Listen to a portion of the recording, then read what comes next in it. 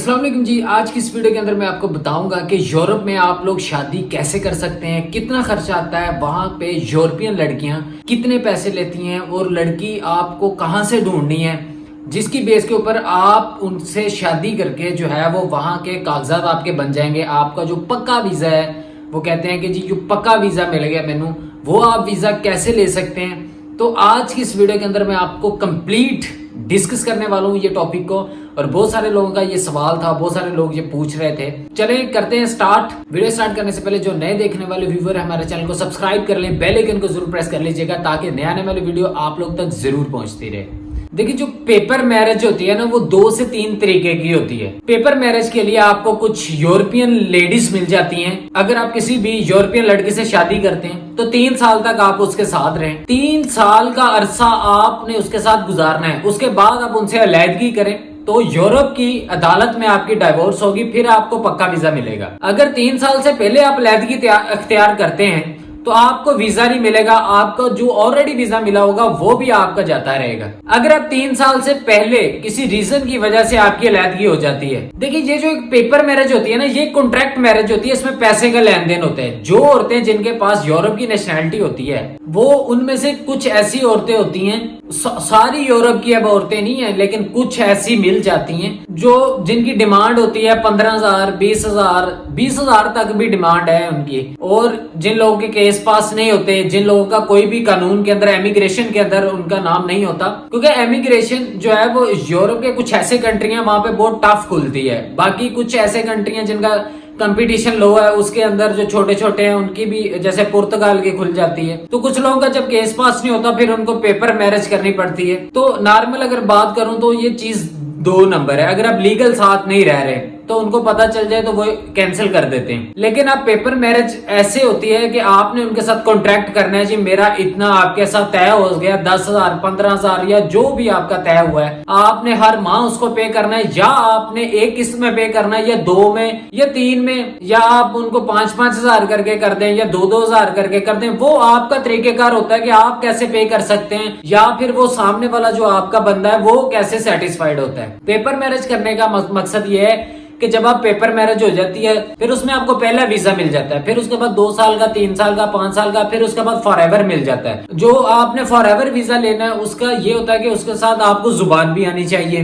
तो फिर आपको जो है वो फॉर एवर के लिए वीजा मिल जाता है। पेपर मैरिज में कुछ ऐसा होता है कि लोग उनको पर मंथ के हिसाब से भी पे कर देते हैं। सम टाइम लोग 10,000 या 3 साल में आपने पे करना है या 2 साल में, ये आपका वो जिसके साथ आपकी शादी है वो तय करती है। जी नहीं, आप मुझे पर मंथ के हिसाब से 400 दें। वो डिवाइड कर लेते हैं, लाइक कि आपका 20,000 है तो आपने 3 साल के अंदर उनको पे करना है। कैसे पे करना है, अगर 15,000 की आपकी डील हुई है तो 3 साल का फिर 5,000 के हिसाब से, तो वो डिवाइड करके तो वो पर मंथ के हिसाब से जो होता है वो आप उनको पे कर सकते हैं। तो कुछ ऐसी होती हैं वो कहती है जी 10,000 एडवांस दें, बाकी किस्तों में दे दें। तो ये पेपर मैरिज होती है। पेपर मैरिज में ऐसा होता है कि 3 साल आपने उसके साथ रहना है। 3 साल के बाद जब आपको ओपन वीजा मिल जाए तो फिर आप देखें और फिर आप अलैदगी इख्तियार कर सकते हैं, और फिर आप जो है वो यूरोप की अदालत में आपकी अलैदगी हो जाती है। उसके बाद आप ओपन वीजा लें, कंफर्म करें, उसके बाद आप अपने कंट्री में शादी कर सकते हैं, अपने बच्चों को बुला सकते हैं। तो ये गेम होती है सारी।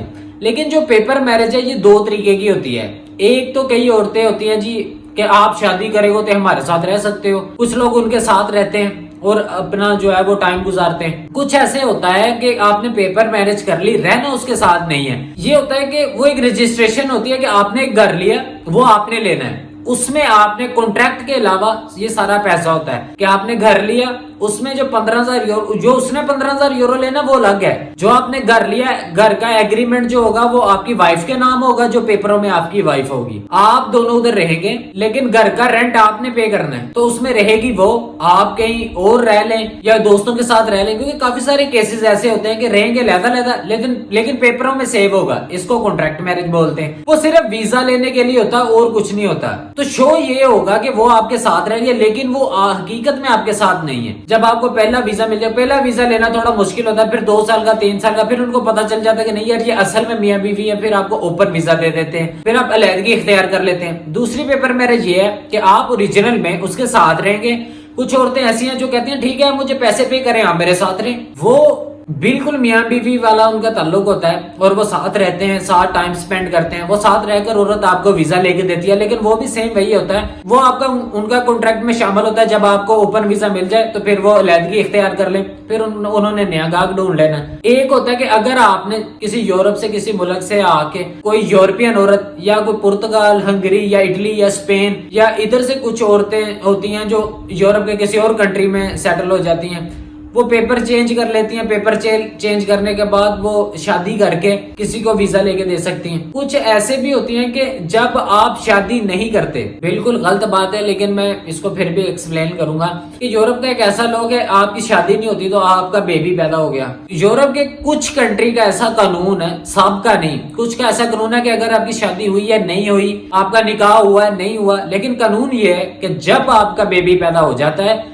तो आपको वीजा उसकी बेस पर मिल जाएगा, चाहे आप उनके साथ रहें या ना रहें। लेकिन जब बच्चा हो जाएगा फिर उसका भी डीएनए होगा, आपका भी डीएनए होगा, उस बेस पे फिर एक फादर होने के नाते आपको वीजा मिल जाएगा। ये 100% कंफर्म बात है कि जब आप अदालत में, वैसे तो आप अगर साथ रह ले तो फिर आपको इजीली वीजा मिल जाएगा। अगर कहीं ऐसा हो गया कि आप अपनी वाइफ के साथ नहीं रह रहे, आपकी अलहदगी हो गई है, आप नहीं रह रहे अपनी वाइफ के साथ, लेकिन आपका बेबी है, तो आप केस फाइल करें। बच्चे की माँ के पास यूरोपियन पासपोर्ट है, बच्चे के पास है, मेरे पास नहीं है, मुझे भी दिया जाए। तो जब आप केस करेंगे तो फिर अदालत आपको सुनेगी, फिर आप बोलेंगे कि हम इकट्ठे रह रहे थे, मेरा बच्चा पैदा हुआ है, मेरे पास पेपर नहीं है, क्योंकि मेरा बच्चा है इधर पैदा हुआ है यूरोप के अंदर, तो मैं इसकी बेस के ऊपर सारी जिंदगी यूरोप में रहना चाहता हूं, तो मुझे पेपर दें। तो आपको फिर वो अदालत आपको सुनती है, सुनने के बाद वो आपको बोलेंगे कि आप डीएनए करा लें। वो बच्चे का डीएनए होगा, माँ का जरूरी नहीं है लेकिन हो जाता है, बच्चे का और आपका डीएनए होगा। अगर वो आपका बच्चा है तो डेफिनेटली आपका बच्चा है, तो आपको इस बेस के ऊपर अदालत फैसला करेगी कि ठीक है ये, क्योंकि ये बच्चे का बाप है, क्योंकि अब यूरोप में ही रहेगा, तो इस बेस के ऊपर अदालत ये फैसला करेगी, जिसकी वजह से इनके जो दफ्तर है उनसे आपको वीजा मिल जाएगा। फिर आप वहां पे काम करें, वीजा लें, काम करें, पहले साल का, फिर 2 साल का, फिर 3 साल का, फिर 5 साल का, और फिर आपको फॉर एवर, जिसे ओपन वीजा भी कहते हैं, पक्का वीजा भी कहते हैं। तो कुछ लोग कहते हैं जी मैंने पक्का वीजा मिल गया, वो फॉर एवर होता है। उसके बाद आप नेशनलिटी ले सकते हैं। ये लॉ है कि अगर आपका बच्चा यूरोप में पैदा हो गया, आप 5 साल बाद आप नेशनलिटी ले सकते हैं। तो फिर बात आती है कि आपने बच्चे को खर्चा क्या देना है। देखिए, आपने तकरीबन बच्चे को 225 यूरो 18 साल तक उसको पे करने। अगर आप काम नहीं करते, आपको वीजा मिल गया, आपके पास, आप जॉबलेस हैं, आपके पास काम नहीं है, तो आपने पे नहीं करना। वरना जब भी आप काम करेंगे, जिस टाइम आप काम करेंगे, आप फी बच्चे को, अगर एक बच्चा है तो उसको 225 यूरो, 215 यूरो, 215 से 200-250 मुख्तलिफ वहां के सूबों में मुख्तलिफ कानून है। आपने 225 यूरो 18 साल तक फी बच्चा पे करना है। 18 साल के बाद जब वो अडल्ट हो जाएगा फिर आपको पे नहीं करना पड़ेगा। वरना जब भी आपकी अलहदगी होगी आपको वीजा मिल जाएगा, आप नेशनलिटी लें और आप वहां पे मजे करें, लेकिन आपको 18 साल तक 225 या 250 यूरो पे करना है। उसमें एक चीज है कि अगर आप काम नहीं करते, चाहे वो 1 साल है, 2 साल है, 5 साल है, 10 साल है, एनी वन रीजन कि आप मेडिकल भी अनफिट हो गए, तो फिर आपको खर्चा नहीं देना पड़ेगा। इसके अलावा आप जब भी काम करेंगे आपको उसको खर्चा पे करना पड़ेगा। पेपर मैरिज का काफी दोस्तों ने पूछा मुझसे, तो मैंने सोचा कि इसके ऊपर एक वीडियो बता दूं लोगों को, ताकि लोगों को पता चले।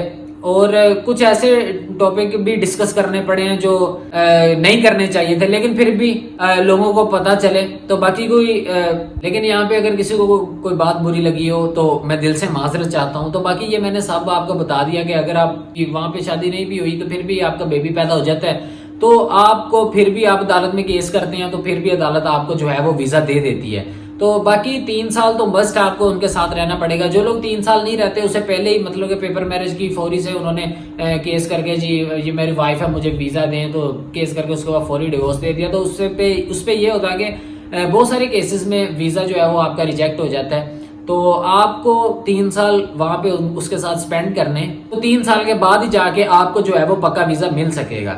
ठीक है, तो बाकी इस वीडियो के मतलब आपका कोई भी सवाल हो आप मुझे कमेंट कर सकते हैं, आप लोग मुझे इंस्टा के ऊपर एसएमएस कर सकते हैं। इस वीडियो को अपने दोस्तों के साथ शेयर करें ताकि लोगों को पता चले और लोगों में थोड़ी सी अवेयरनेस पैदा हो। और बाकी 70 कंट्री वीजा सीरीज चल रही है, उसके ऊपर जाके आप देख सकते हैं। तो बाकी ज्यादा से ज्यादा सपोर्ट करें। बाकी इंशाल्लाह ऐसी इन्फॉर्मेटिव वीडियो मैं आप लोगों के लिए लेके आता रहूंगा। वीडियो अच्छी लगी तो चैनल को सब्सक्राइब करें, बेल आइकन को जरूर प्रेस कर दीजिएगा। तो इंशाल्लाह मिलते हैं अगली वीडियो में, तब तक के लिए पीस आउट।